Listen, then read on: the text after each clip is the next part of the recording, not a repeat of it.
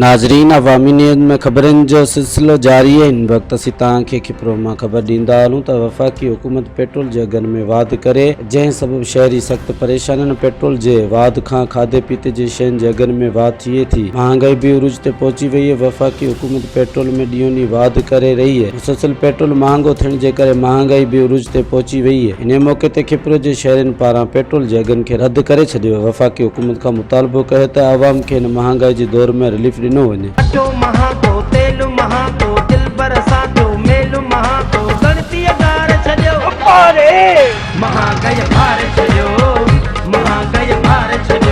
Petrol ॾींहं ॾींहुं जाम महांगो आहे। असां अॻे भरायो उन खां वरी 20 रुपया वरी चढ़ियो, वरी उन खां पोइ वरी 8 रुपया चढ़ियो। माना तमामु घणो कमु। असां त माना ईअं सम्झ हिकिड़ो माण्हू 24 कलाक हलंदा 200 रुपये में मुल्क घुमंदा। हींअर असां 400 भरायूं था, 400 में हलंदो हले। पेट्रोल त मेन आहे न। सॼो ॾींहुं हिकिड़ो माण्हू वञे थो, माण्हू जे पोयां घुमण फिरण में को केॾा कमकार में पेट्रोल खां सवाइ माण्हू हली बि कोन थो सघे न। केॾा लाज़मी बात पेट्रोल 100 रुपया लीटर हो, पोइ 100 रुपया लीटर थियो, हाणे 150 रुपया लीटर आहे। 150 लीटर आहे। 150 लीटर में 4 पॉइंट मिलनि थियूं मस्तु असांखे। पहिरीं 100 रुपये में असीं माना 60 किलो 70 किलोमीटर वेंदा हुआसीं। हाणे 70-10 किलोमीटर कोन थो वञे गाॾी 100 रुपये में। महांगाई आहे हाणे छा कयूं। सभु हर शइ वधी वई आहे। खंड आहे, बि आहे, हर शइ आहे, जोको बि आहे, हर शइ वधी वई आहे। पेट्रोल करे हर चीज़ महंगी हुई। आटा, चीनी, पत्ती, हर चीज़ महंगी होगी। किराया मिल रहा नहीं है। पेट्रोल महंगा, CNG महंगी 180 रुपये, 150 रुपये पेट्रोल, और तेल 400 रुपये किलो हो गया। पकवान 150 रुपये किलो चीनी होगी। अल्लाह हाफिज़ है मुल्क का। गुजारा खुदकुशी कर, गुजारा कहाँ से बन रहा हूँ। कितने मर गए खुदकुशी। खिपरो मेघवाड़ मर गए, लूण खाने में मर गए। खुदकुशी करें लोग। अभी हम भी खुदकुशी करेंगे। हींअर बाबा मथे थी वियो आहे। 150 रुपया लीटर थी वियो आहे। पहिरीं 100 रुपया लीटर हो। हींअर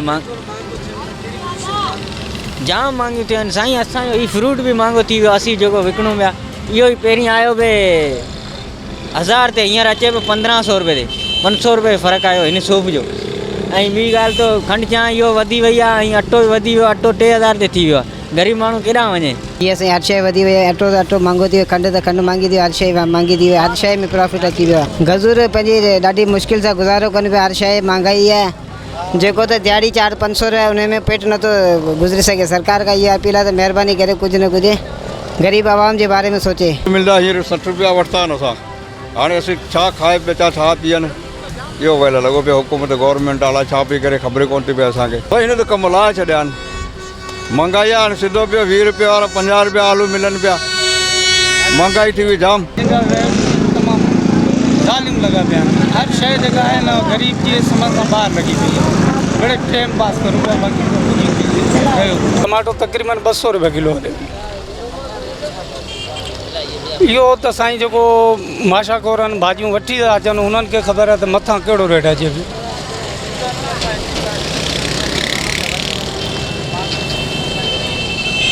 न हिते कोन ईंदी आहे। पर असां लिस्ट वठंदा आहियूं, कॾहिं कॾहिं कोन वठंदा आहियूं। बाक़ी ईंदी कोन्हे। न असां कोन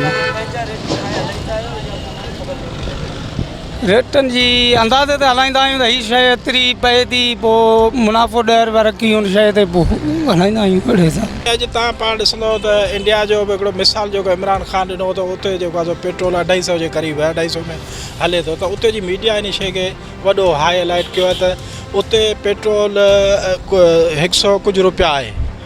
त ॾिसो न, हीअ जॾहिं खां तब्दीली सरकार आई आहे, रुॻो कूड़ ठगी ते सरकारूं कोन हलंदियूं आहिनि। वक़्तु त कुझु न कुझु पंहिंजे हिसाब सां गुज़री वेंदो। ग़रीब मिसकिन माण्हू जेके आहिनि वीचारा ॿिनि वेलनि जी मानी गबे लाइ उहे वीचारा परेशान आहिनि। त हाणे तब्दीली सरकार में जेके हिकिड़ो माण्हुनि खे उमेदूं हुयूं त हिकिड़ो नओं पाकिस्तान जो हिननि नारो ॾिनो, उन में त हीअ बिल्कुलु नाकाम थी चुका आहिनि। सोशल मीडिया ते तव्हां ॾिसंदव त उते जेको आहे सो इमरान ख़ान जे ख़िलाफ़ु वॾी हिकिड़ी मुहिम हले पई। पर हीअ हिकिड़ी सरकार जी नक जी पकाई खणी चइजे त उन आधार तहत जेको आहे सो हिन जी हुकूमत हले पई। बाक़ी ग़रीब मिसकिन माण्हू जेको तव्हां ॾिसंदो, सरकार ऐलान त करे थी त ग़रीब जी जेको आहे सो पघार 2500 रुपया प्राइवेट माण्हू जी मुक़ररु कई आहे। उहो 25,000 रुपया सॉरी। तव्हां पाण हिते सर्वे करे ॾिसो त जेके पोरियत आहिनि दुकानुनि ते या पेढनि ते या अक्सर ॿियनि शापनि ते त उन जी पघार तव्हांखे 7 खां 8 हज़ार रुपया मिलंदी त उन ते को बि चेक एंड बैलेंस कोन्हे। असां वटि हिते छा कंदा आहिनि वापारी दोस्त जेके हिननि जूं शहर में वापारी एसोसिएशन आहे, उन जो कमु ई इहो आहे त पाण में जेके दुकानदार आहिनि सरमाएदार आहिनि उहे पाण में चंदो करे पैसा गॾु करे हिते जा जेके ऑफिसर आहिनि उन्हनि खे उहो चंदो चाढ़ी पहुचाए जेको आहे त पोइ खपे त मिर्चुनि में मिलावट कनि, खपे त अटे में मिलावट कनि, रोज़मर्रा जूं जेके बि शयूं आहिनि उन्हनि में उहो मिलावट करे शहर में जेका 2 नंबर शइ आहे उहा मार्केट में आणनि था। इहा ज़िम्मेवारी कंहिंजी आहे? इहा ज़िम्मेवारी असांजे हिते जे असिस्टेंट कमिश्नर जी आहे, DC सांगड़ जी आहे, मुख़्तियारकार जी आहे। उहे ज़िम्मेवारियूं तव्हां पाण ॾिसंदो त हिते अॼु मुख़्तियारकार साहिबु जेको आहे सो बाज़ार में वियो, उन्हनि हिकिड़ो चेक एंड बैलेंस खे रखियो, सुठो सोण आहे, पर कंहिं वटां बि हुनखे जेको आहे सो मार्केट कमेटी वारनि जी लिस्ट न मिली।